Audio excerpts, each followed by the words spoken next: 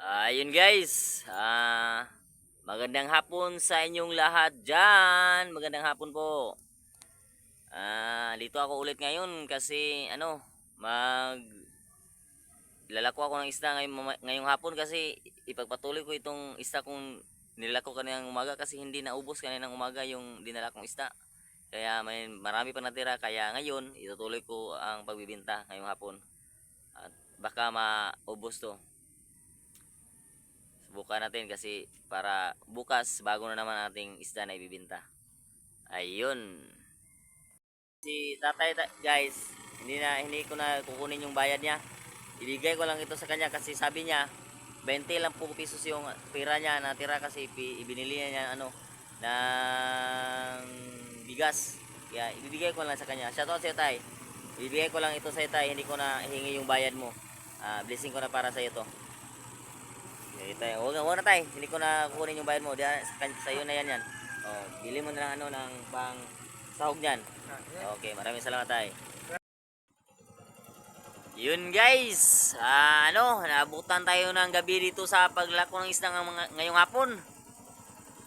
Kaawa na ng Diyos na naubos din ang dilis natin. Wala nang laman yung foam. At saka sa kabila naman, yung bangus, may natira pa. Natira pang kunti sa bangus. Yan. At saka yun kanina, naawa ko sa matanda kanina kasi gusto niyang bumili ng sa atin, dilis.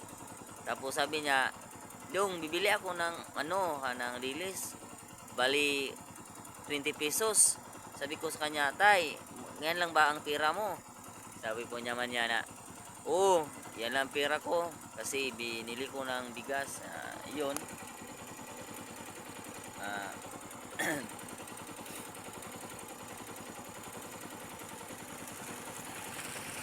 Ayun, sabi ko sa kanya, "Tay, hindi ko na yung kukunin yung bayad mo.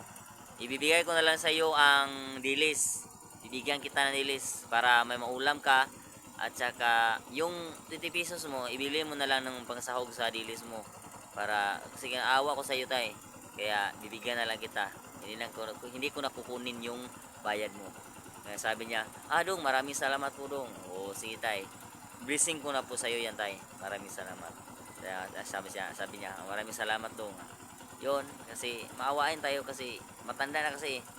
Kaya matulungin naman tayo kasi kahit paano may mabibigay tayo kahit kunti. Ayan mga kalabas. Kaya ngayon, uwi na ako kasi gabi na.